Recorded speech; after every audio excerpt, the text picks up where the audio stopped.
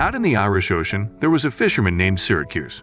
He was out there just fishing away on the sea, minding his own business. Little did he know, something unexpected was about to happen. When he pulled up his fishing net, he found not just fish, but also a beautiful woman among the catch. Without wasting a second, Syracuse jumped into action and saved the woman by giving her mouth-to-mouth resuscitation. The poor woman had swallowed a whole lot of water, but miraculously, she was still breathing. Syracuse, being the kind-hearted guy he was, wanted to get her some help. So he called for assistance. But the woman, she was a bit stubborn. She insisted she was okay and didn't want anyone else around. There was just one problem. She couldn't remember her own name. Syracuse scratched his head, wondering what to do next. In the end, Syracuse decided not to involve the police. Instead, he took the woman to an empty house that used to belong to his late mother. He made sure she was comfortable and then had to rush off because he had something important to do. Turns out, Syracuse had to head over to his ex-wife Maura's place. He was there to pick up his daughter, Annie, and take her to the hospital. Annie was going through a tough time because she had kidney trouble, and she needed dialysis at the hospital every week. So, while Syracuse waited for Annie during her dialysis, he decided to tell her a story. It was about a fisherman who found a beautiful woman in his fishing net, just like what happened to him. Finally, Annie finished her dialysis therapy, and she got a surprise at the hospital that they let her borrow an electric wheelchair. Syracuse, being the good dad he was, drove Annie back to her mother's place. There they found Maura and her boyfriend Alex. Now, Maura and Alex, they liked their drinks, but despite that, they cared a lot about Annie. The next day, Syracuse was getting ready to go fishing again when he ran into that beautiful woman he had rescued the day before. She asked if she could join him on his fishing trip, and Syracuse, being the curious type, asked for her name once more. She told him her name was Ondine, which meant girl from the ocean. Sadly, their fishing luck wasn't great that day.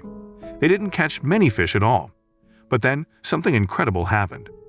Ondine started to sing, and her voice was so lovely that Syracuse was mesmerized. He pulled up his fishing net and was shocked to find a bunch of giant lobsters in there. It seemed like Ondine's singing brought them good luck, and their catch turned out to be huge. When they got back to the island, Syracuse suggested that they go to town to sell their lobster haul. But Ondine wasn't too keen on meeting other people. She just wanted to be with Syracuse, so she hurried back to the house. Syracuse sold the lobsters, and then went to a clothing store to find some clothes for Ondine. Afterward, he headed to Annie's school to pick up his daughter. Annie, always curious, challenged her dad to a race back home. Along the way, she asked Syracuse to continue his story. According to Annie, the woman in his tale sounded like a Selkie, a character from myths who could transform from a seal into a human. After dropping Annie off at Maura's place, Syracuse went back home. But Annie, still intrigued by her father's stories, decided to secretly follow him. Back at his late mother's house, Syracuse gave Ondine a bunch of food and some new clothes, which made her really happy. In return, she kissed Syracuse on the cheek, leaving him all bashful before he hurried away. Meanwhile, Annie had a hunch that her dad was keeping secrets at her grandma's old place, so she headed to the library to dig up some info about Selkies. The next day, filled with curiosity, Annie decided to pay a visit to her late grandma's house. When she got there, she spotted a woman swimming in the ocean. It was the first time Annie and Ondine met face to face. Annie was pretty darn sure that the lady in front of her was a Selkie, not a regular human. The two of them chatted away, and Annie learned a whole bunch about Ondine and why she'd ended up on land instead of in the sea. Annie was convinced that Ondine had lost her seal coat, and legend had it that without that coat, she couldn't go back to the ocean. So, Ondine and Annie became fast friends. Now, let's switch scenes for a moment. There's this man gazing out at the vast ocean. It's pretty clear he's searching for something. The next day, Syracuse invited Ondine to join him out at sea again. While they were on the boat, Syracuse started giving Ondine a few pointers on how to steer. But right in the middle of the ocean, a marine officer came by. Ondine got super scared and tried to hide, steering the boat with her feet. It made Syracuse feel a bit awkward, seeing Ondine's shapely legs. After that little scare, Ondine began to hum once more. Syracuse's fishing net suddenly filled up with loads and loads of fish. He'd never had such a huge catch before. But then, those marine officers decided to stop by their boat because they were suspicious of Syracuse's massive haul. So those officers got all suspicious, thinking that Syracuse was using a forbidden fishing net. They even searched the boat's compartments and found Ondine hiding there. But Ondine set the record straight. telling them that Syracuse used a regular net for catching fish. Finally, the officers left them alone. Syracuse then suggested they head to the market to sell their fish. Now the other folks had seen Ondine, she agreed to go along. Once they got to the mainland, the other fishermen were just amazed by Ondine's beauty. At the fish market, Syracuse made a good chunk of change selling his fish. After that, they strolled into town to pick up Annie. While Syracuse and Ondine shopped for new clothes, some women outside the shop couldn't take their eyes off Ondine's beauty. The next day, Annie paid Ondine a visit, and Ondine decided to teach Annie how to swim in the sea. But during their swim, Ondine got a bit panicked. You won't believe what she found at the bottom of the sea, her lost seal coat. Annie remembered a story from a library book that said she should bury the coat in the ground to live another 7 years on land. So, they headed to the garden behind the house and buried the coat. Later in the afternoon, Syracuse took Ondine and Annie to a festival in town. Annie, all excited, started talking about the Selkie legend and asked Ondine if she'd admit that she was a Selkie. But Ondine denied it, keeping her secret. Right in the middle of the seaside festival, there was this mysterious guy who seemed to be searching for Ondine. Annie, still determined to make Ondine confess that she's a Selkie, didn't give up. Since Ondine didn't admit, Annie revved up her wheelchair, zoomed towards the sea, and took a daring leap into the water. Without a second thought, Ondine dashed after her to save her. Thankfully, Annie was okay. She told her dad that Ondine could actually breathe underwater. They rushed Annie back home, and Syracuse brought Ondine back to his late mom's house. That's when Syracuse decided to open up to her. He told her about his past struggles with alcoholism and how he lost custody of Annie. He explained that he'd changed his ways for the sake of his daughter. That night, things got a bit heated, and Syracuse and Ondine ended up having a romantic encounter. Surprisingly, Ondine found herself really enjoying being with Syracuse. The next day, Syracuse went to a church and talked about Ondine, starting to worry about losing her. Outside the church, he bumped into that mysterious man who was asking about Ondine. Syracuse told him that Ondine was a special woman who brought him good luck. On that day, Syracuse accompanied Annie for her dialysis therapy once more. When they got back home, they couldn't find Maura. So Annie took her dad to a bar, and sure enough, they found Maura and Alex there, playing billiards and having a bit too much to drink.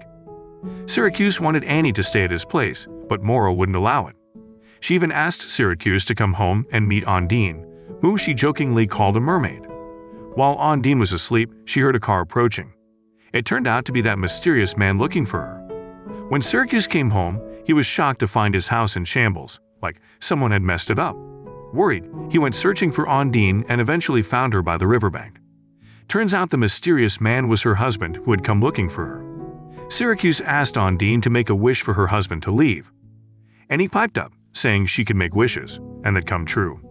But Ondine's wish was for Annie to get better from her illness. Her words touched Syracuse's heart. Meanwhile, the mysterious man was still searching for Ondine in the city. At the same time, Maura, who was drunk, was driving home with Annie and Alex. Tragically, their cars collided, causing a terrible accident. Alex didn't make it, and it was a devastating moment. Syracuse, who was taking Ondine into town, saw the accident and was terrified when he realized it was Maura's car. Thankfully, Annie survived the accident. At the hospital, Syracuse learned that Annie needed urgent surgery for a kidney transplant. It turned out that Alex had kidney tissue that matched Annie's. While at the hospital, Ondine met her injured husband. He asked her to come home, but Ondine had one condition. She didn't want him to interfere with her life again. Annie's operation was successful, and surprisingly, it was all thanks to Ondine's prayer for Annie's recovery. The very next day, Syracuse and Maura scattered Alex's ashes into the ocean. Afterward, Maura agreed to let Syracuse take care of Annie, but she had one condition: Ondine couldn't be with him. That night, Maura insisted that Syracuse join her for a drink at the bar. At first, Syracuse said no, but Maura kept on until he finally gave in.